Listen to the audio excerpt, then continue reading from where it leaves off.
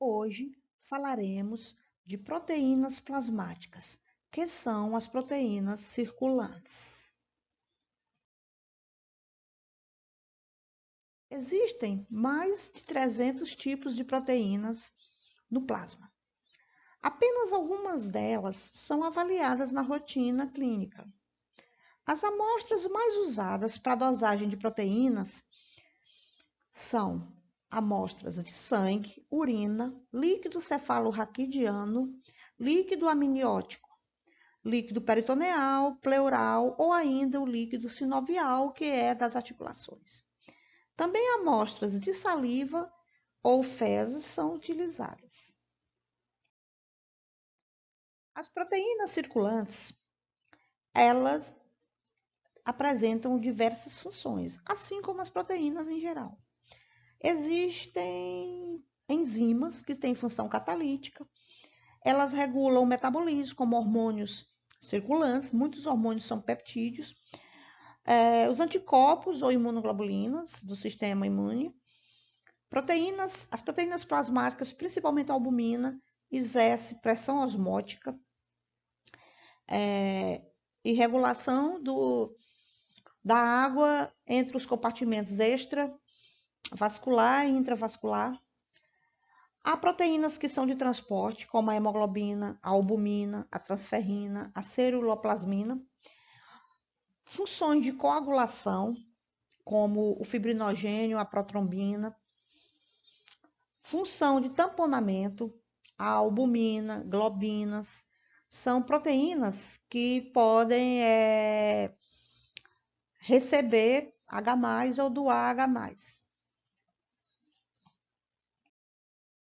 As proteínas totais no sangue, elas podem ser divididas em duas frações principais, a albumina e as globulinas.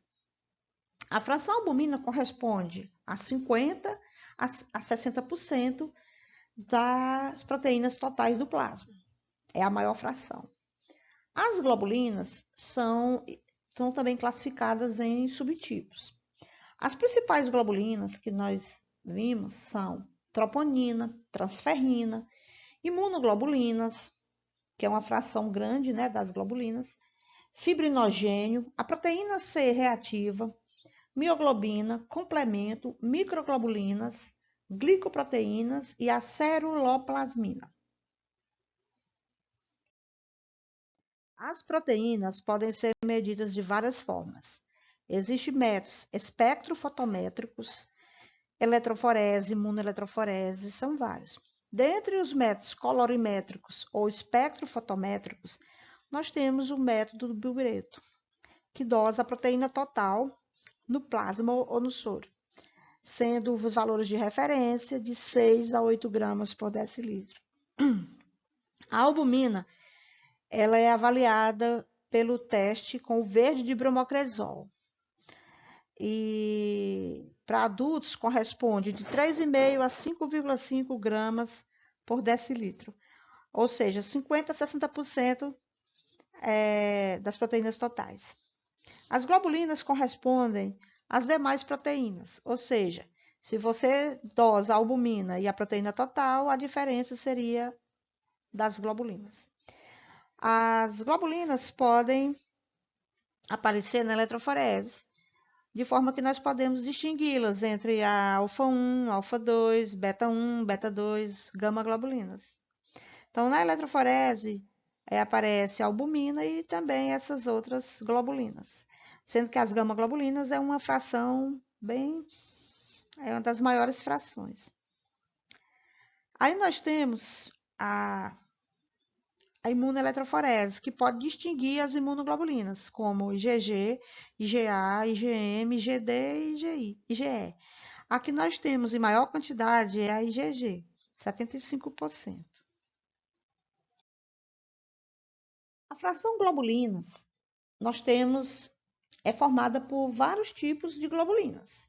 Tipo alfa-1, nós temos lipoproteínas, glicoproteínas, antitripsina, proteína de ligação à tiroxina,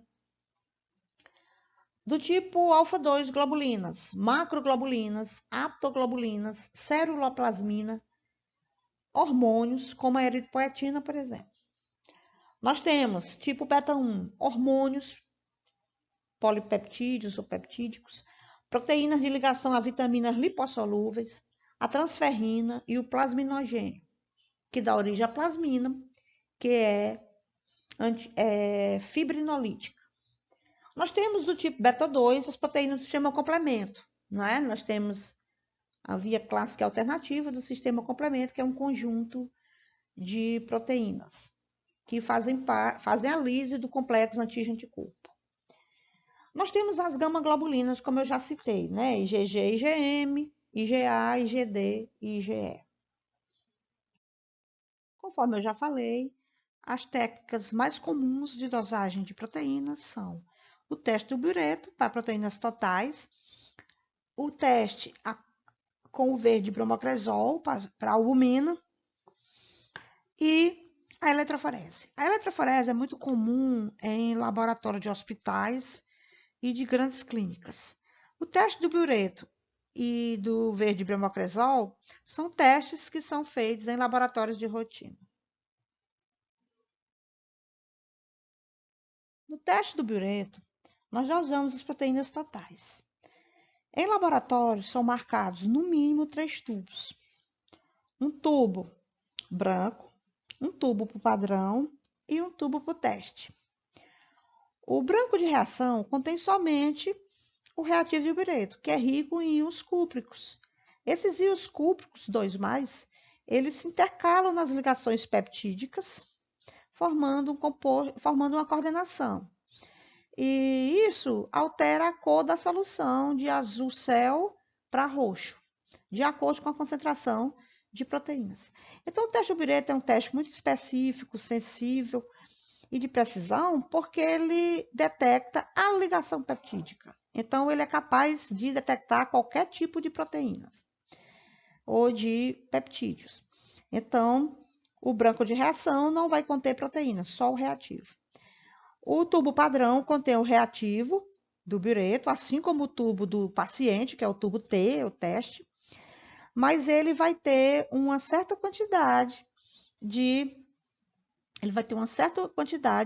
uma solução padrão de proteínas de concentração conhecida. Geralmente, os kits comerciais trazem padrões com 4 gramas por decilitro de proteínas. Então, o tubo do teste, ele vai ter o reativo do Bureto, com os íons cúpricos, e uma certa quantidade do soro do paciente, que foi obtido através da coleta de sangue e centrifugação. Então, nesse soro, nós vamos ter as proteínas totais, envolvendo a albumina e as globulinas. Após a reação, os 3 tubos vão para o espectrofotômetro. O material do branco é colocado na cubeta de leitura para zerar o aparelho. O tubo padrão é lido, o aparelho espectrofotômetro, ele lê a transmitância, ou seja, qual o percentual de um feixe luminoso, um determinado comprimento de onda, foi transmitido através da amostra. Ele mede a transmitância, mas ele tem um detetor com 2 escalas, em que nós podemos ler na transmitância e podemos ler também a absorvância, ou seja, quanto que essa solução absorveu do feixe de luz no único comprimento de onda, né?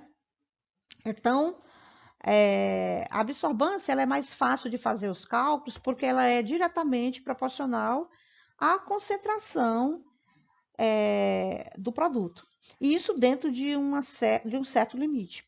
Então, nós vamos conhecer a absorvância do tubo padrão, que tem uma concentração conhecida de proteínas. Então, a leitura do padrão está para 4 gramas por decilitro, assim como a leitura do teste está para X. Pode ser uma regra de 3 direta, mas também nós podemos calcular um fator de calibração.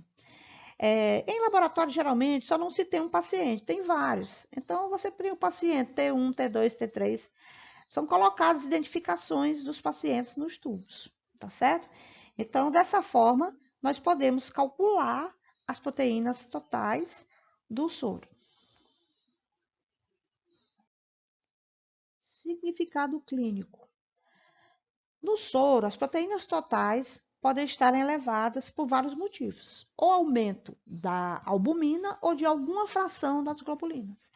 É muito comum aumentos de proteínas totais pelo aumento da fração globulina, principalmente de gama-globulinas. Então, doenças que podem aumentar as gama-globulinas provavelmente irão aumentar as proteínas totais.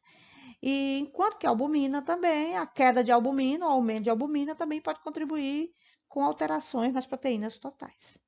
Então, valores aumentados são encontrados na desidratação. Na desidratação, ocorre perda de água e sais. E essa perda de água é do sangue. Então, os solutos vão ficar mais concentrados no plasma e, com isso, estarão com exames, nos exames estarão mais elevados, tá certo? Então, na desidratação, todas as frações vão aumentar proporcionalmente. No mieloma múltiplo, o mieloma múltiplo é uma doença desmineralizante do osso, né? É uma doença da medula óssea, é um câncer de medula óssea, mas que tem componentes imunes, porque plasmócitos, que são linfócitos maduros, linfócitos B maduros, produzem imunoglobulinas do tipo.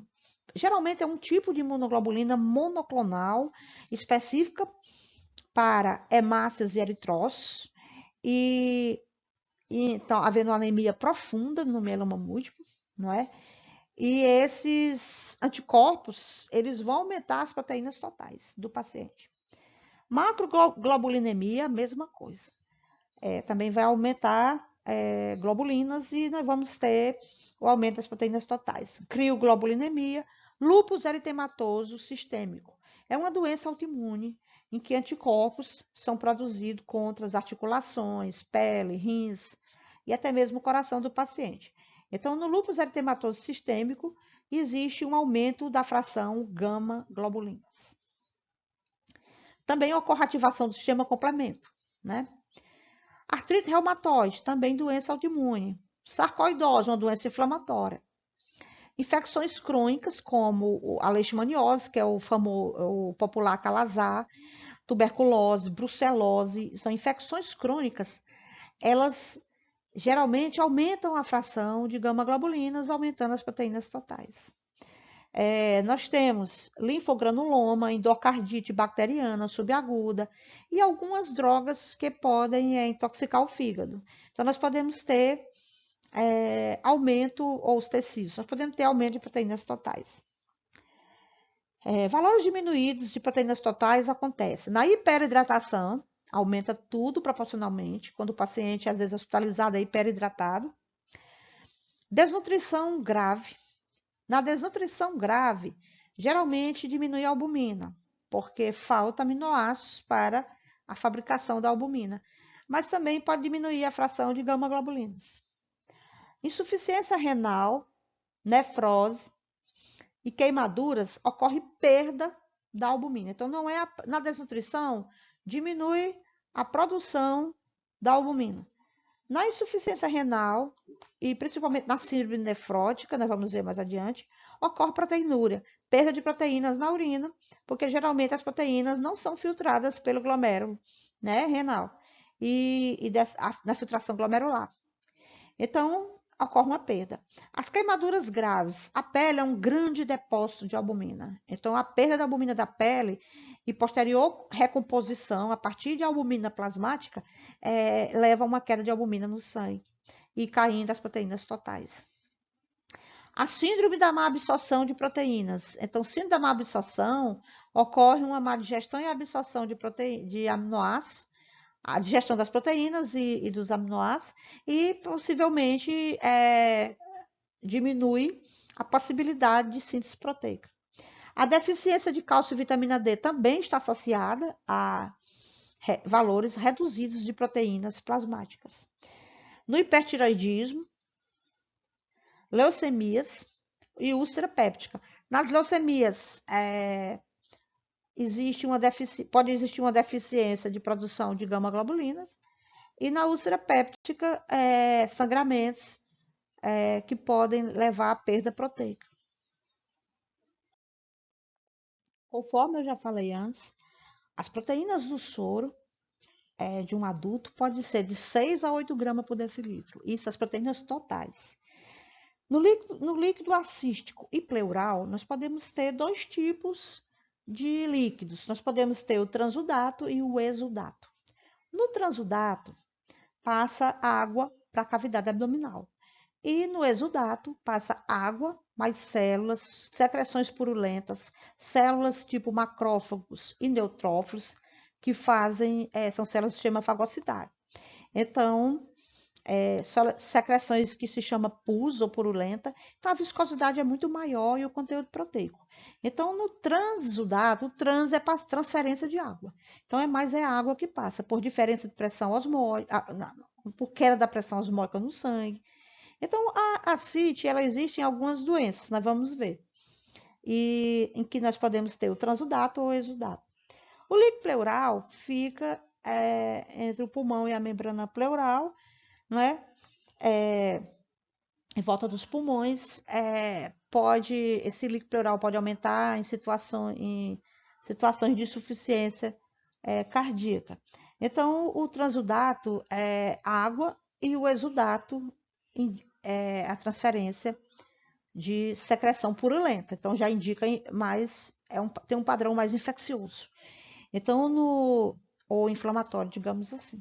Então, no exudato, é sempre maior, maior que 3 gramas por decilitro a dosagem de proteína total.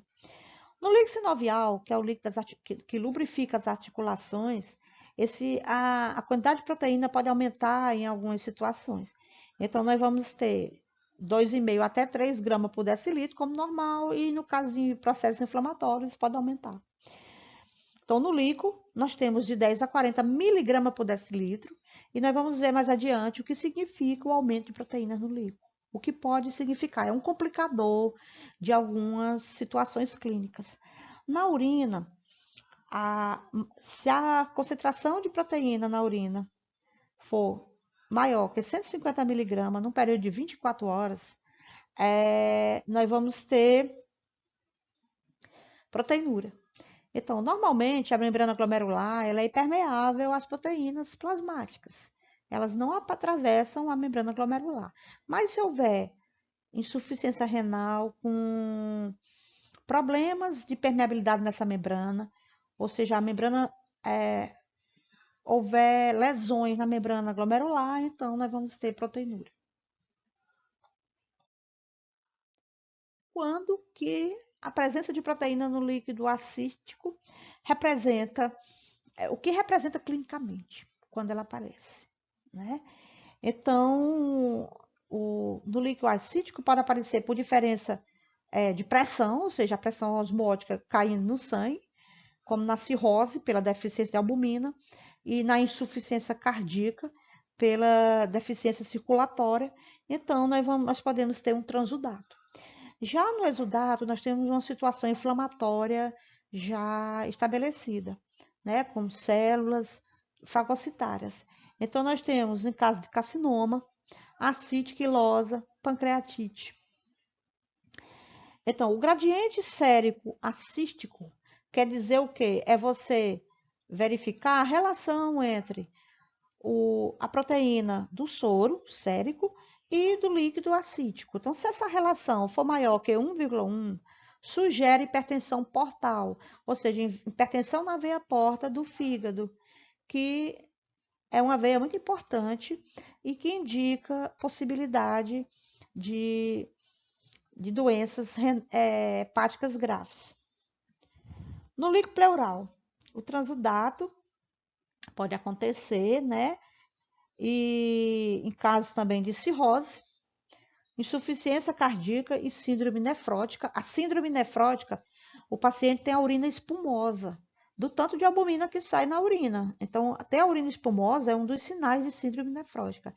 O indivíduo tem hipertensão e proteinúria, né?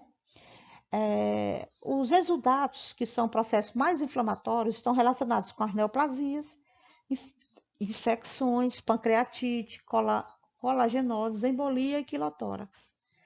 A razão líquido pleural soro, ou seja, você ver na pleura e no soro maior que 0,5, indica exudato, né? No líquido sinovial, a elevação de proteínas pode ocorrer em processos inflamatórios articulares, que tem muitos tipos diferentes. No líquido cefalo-raquidiano, LCR, o exame das proteínas totais é usado para detectar o aumento da permeabilidade da barreira hematocefálica. Então, em algumas situações, pode haver alteração dessa permeabilidade e passar proteínas do sangue para o líquido. Então, devido ao aumento da pressão intracraniana por meningites, né, encefalites, são situações. Também as proteínas totais são avaliadas em casos de traumatismo craniano, etc. Então, existe, além do método Biureto, o método do vermelho de pirogalol em meio ácido, com a presença de molibdato de sódio. Então, reage com as proteínas, formando um composto que dá para ler em 600 nanômetros, é o comprimento de onda que dá para detectar essa cor, né, do produto. E isso serve para avaliar a albumina e globulinas presentes na urina e no líquido. É um método mais específico. A albumina é uma proteína globular, a albumina. Ela corresponde à metade da massa molecular de proteínas plasmáticas. A albumina tem, basicamente, além da função nutricional, ela tem duas funções primordiais no organismo humano. É o, é o maior componente dos líquidos corporais. Quando a gente fala. Aqui está extravascular, pessoal, mas é extracelular. Então, o líquido extracelular, ele é composto pelos líquidos intersticiais, o hemovítrio do olho, os líquidos dos intestinos, que são na luz intestinal ou gastrointestinal, e nós temos o leito vascular. Então, aqui, em vez de extravascular, é extracelular, tá certo? Que corresponde a 60% das frações das proteínas totais desse líquido, né? Então, a albumina exerce pressão osmótica na corrente sanguínea, né? Ela é um soluto que exerce pressão osmótica e que contribui para a manutenção da água e a regulação da água na corrente sanguínea, ou seja, controla a volemia. Ela é muito solubilizada e é uma excelente transportadora, nós vamos ver, né? Ela transporta muitas substâncias. A albumina, ela é sintetizada no fígado, que tem um sensor de albumina. Ou seja, o sangue que chega na veia porta traz a albumina da corrente sanguínea. E o fígado consegue detectar a quantidade de albumina circulante.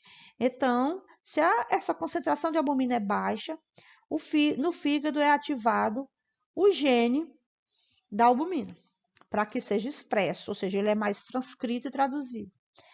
Se os níveis de albumina já são suficientes no sangue, então ocorre uma inibição pela própria albumina da sua produção, chamado retroalimentação negativa ou feedback negativo, tá certo? Então, se tem muita albumina no sangue, a albumina inibe a sua própria produção. Se tem pouca albumina, o fígado ativa a produção de albumina. Mas é bom lembrar que para o fígado produzir albumina, ele tem que estar saudável e também ele tem que ter os componentes para fazer as proteínas, que são os 20 aminoácidos, que nós já vimos na bioquímica básica. Então, a produção por dia, em condições normais, é de 15 gramas de albumina. E ela tem uma meia-vida de 14 a 21 dias, que é a meia-vida das proteínas plasmáticas, ou seja, de 2 a 3 semanas. Conforme eu já falei, as funções da albumina é de regulação osmótica e de transportar substâncias. Ela tem uma grande capacidade de transporte. Ela se liga e transporta ácidos graxos de cadeia longa, quando esses ácidos graxos são liberados do tecido adiposo para que quase todas as células do organismo possam usar para a beta-oxidação.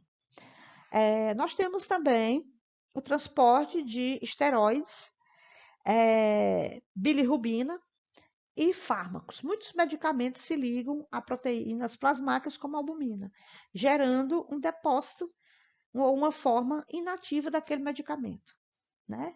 aos poucos vai sendo liberado e o medicamento vai tendo o seu efeito. A síntese da albumina ocorre no fígado numa forma pró-albumina, que vai ser convertida em albumina na hora da secreção. A degradação de albumina é um mecanismo ainda um tanto desconhecido. Provavelmente uma via proteolítica a destrói, né, dentro de 2 a 3 semanas. É provável que seja o endotélio dos capilares, a medula óssea ou os sinusoides hepáticos. A dosagem de albumina segue um padrão comum a outras dosagens em laboratório. Tem-se um branco com o verde bromocresol, que é amarelinho. Ao ser misturado com albumina, ele vai ficar verde até parecido com a nossa bandeira nacional. Então, tem um tubo padrão com a quantidade conhecida de albumina. Alguns fabricantes apresentam a solução padrão de albumina com 3,8 gramas por decilitro e outros com 4 gramas por decilitro. Então, o padrão é uma solução conhecida de albumina, que vai reagir nas mesmas condições do tubo do paciente, né, da amostra do paciente.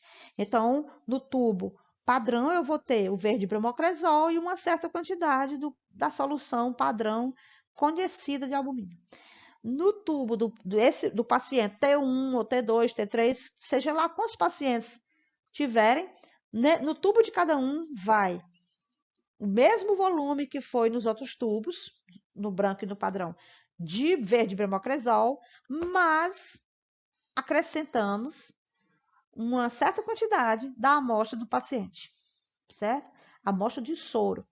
Assim, nós podemos ter a dosagem da albumina. Depois que saem as leituras do aparelho, o branco a gente usa para zerar, nós vamos ter a concentração do padrão e a leitura em absorvância do padrão. E vamos ter proporcionalmente a leitura do tubo teste e um X, como se fosse uma regra de 3 na concentração. Então, X concentração.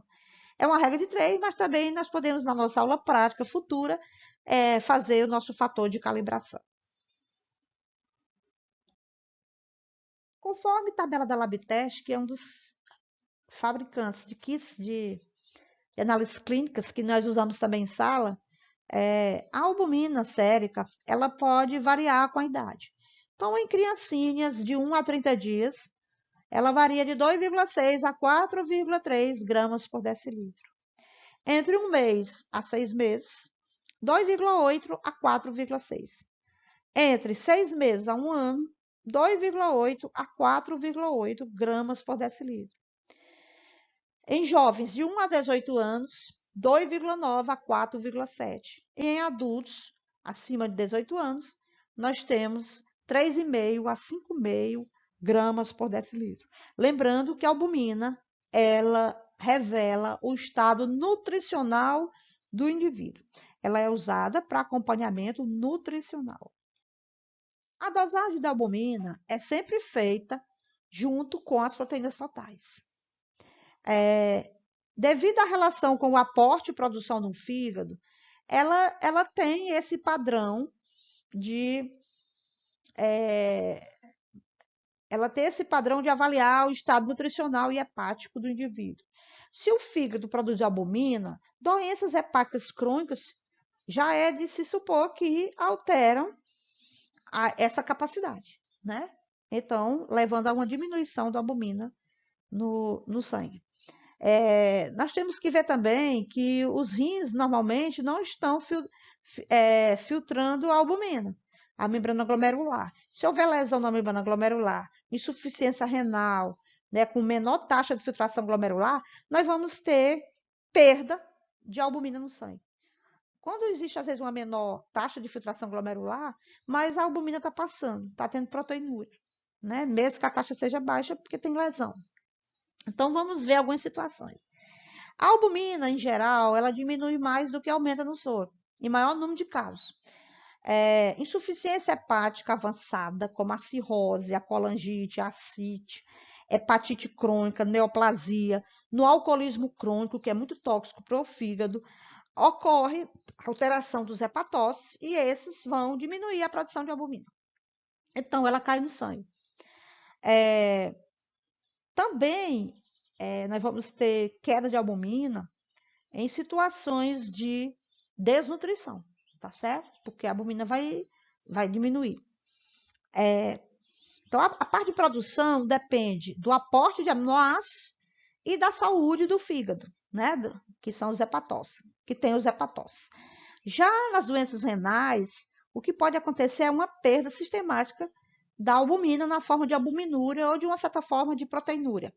Então, síndrome nefrótica é uma síndrome em que o paciente tem a pressão arterial elevada e tem albuminúria, né? Perda de albumina. A urina desse indivíduo, geralmente, em geral, é espumosa, né? E muitas vezes evolui para o transplante renal, a síndrome nefrótica.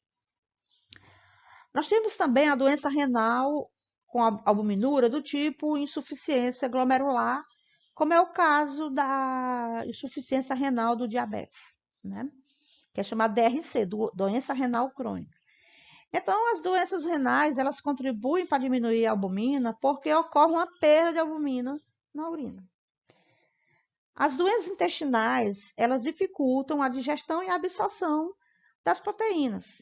Na verdade, as proteínas são digeridas e quem são absorvidos são os aminoácidos, diminuindo o aporte de elementos necessários para a formação de proteínas. Então, enteropatias com perdas proteicas, como doença de Crohn, colite ulcerativa. Então, são doenças que vão diminuir a capacidade digestiva e a capacidade de absorção.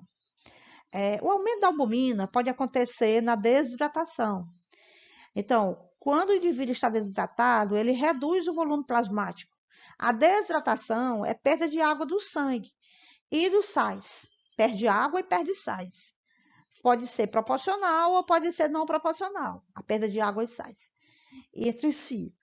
E todas as condições que levam à desidratação também aumentam a albumina, porque vai concentrar a albumina no sangue. Saiu a água e ficou maior quantidade de solutos. A desidratação ocorre em muitas situações e no alcoolismo agudo também, porque o álcool ele é desidratante, ele promove uma diurese mais intensa, com perda de água maior que sais. Então, ocorre uma desidratação hipertônica, que é do plasma, e com isso o indivíduo, na ressaca, além de sede, ele está desidratado. Então, se dosar albumina, vai dar aumentada, porque não houve perda de albumina, e o indivíduo está com menor quantidade de água no plasma. A hepatite viral, também o indivíduo tem vômitos e tem situações, se alimenta mais ruim, então ele vai desidratar. E edema. O edema tem que prestar muita atenção. Quando nós temos ascite, a deficiência de albumina em pacientes com cirrose hepática, por exemplo, ou pacientes, às vezes, com leishmaniose, que afeta os órgãos, nós temos a passagem de água para a cavidade abdominal, né? Essa passagem pode ser como transudato, né, ou exudato, como nós já vimos, depende do padrão inflamatório, né? Então, essa passagem de água na ascite é porque a pressão osmótica baixou, né? A produção de albumina caiu no fígado e diminui a pressão osmótica, passa a água para o sangue, ou do sangue para os tecidos, né? No caso, para a cavidade abdominal. E existe edema por insuficiência cardíaca, né? Ou problemas circulatórios. Então, diminui a passagem de água para os tecidos, a drenagem desses tecidos, que é feita pelo sistema linfático, é deficiente devido à má circulação ou até mesmo à insuficiência cardíaca. Então, ocorre passagem de água para os tecidos, como fica as pernas inchadas, o rosto, as mãos, pode ficar várias partes do corpo. E às vezes tem pacientes que têm hipertensão pulmonar, até edema pulmonar. Então, a passagem de água do sangue para os tecidos pode ocorrer por problemas circulatórios e cardíacos e não e com isso vai concentrar a albumina. Vai haver uma perda de água do sangue para os tecidos, concentrando a albumina. Então, nesse caso, ela pode estar aumentada. Muitas vezes esses aumentos são ligeiros, não são chamados pequenos. Nem sempre é um aumento muito grande, né? Um método muito importante de dosar as proteínas é a eletroforese. Vocês já sabem que o ponto isoelétrico de uma proteína ou de um peptídeo indica que a quantidade de cargas de grupos ionizados positivos é igual ao número de grupos ionizáveis negativos. Exatamente o número de cargas, tá certo? Então, no ponto isoelétrico, uma proteína ela tem carga, a carga geral dela total é nula. A carga iônica é nula. Então, ela não migra na eletroforese. A eletroforese tem o polo, o catodo, que é negativo, e o anodo, que é o polo positivo. Então, as proteínas que têm uma densidade de carga negativa maior, elas vão migrar na direção do catodo, que é o polo negativo. E as que têm uma densidade de carga mais positiva vão migrar para o anodo, que é o polo negativo. Então, na eletroforese, a diferença de ponto isoelétrico das proteínas vai fazer com que elas migrem mais ou menos, né, na eletroforese. Ou nem sequer migrem, né? Algumas ficam, tem proteína que fica na origem, né? Então, essa separação é possível em laboratório. Então, os laboratórios de hospitais geralmente têm a cuba de eletroforese e que dosa as frações, tipo as globulinas, e define a albumina e define quem são as globulinas, né? Podemos ter albumina ou mais, ou até mesmo a presença de pré-albumina, alfa 1, alfa 2, beta 1 e beta 2 e também as gama-globulinas. Temos aqui uma cuba de eletroforese, certo? Então, vocês podem ver os polos, vocês podem ver aqui a fonte, né, ó, para gerar os polos aqui dela, né? Aqui está a fonte, aqui está a cuba e aqui está a placa de eletroforese, né? Já com as proteínas separadas, tá certo? Aqui nós temos o resultado de uma eletroforese. Nós temos a fração pré-albumina aqui, a grande aqui autona, que é a albumina, a pré-albumina vem antes, quando aparece. Aí nós temos aqui as alfa 1, né? Aí depois beta 1, beta 2 e depois outras proteínas que vão aparecendo e até mesmo as imunoglobulinas, tá certo? Então, aqui está o polo positivo, aqui está o polo negativo, que aqui é o catodo e aqui é o anodo, tá certo? Então, por isso que elas são separadas.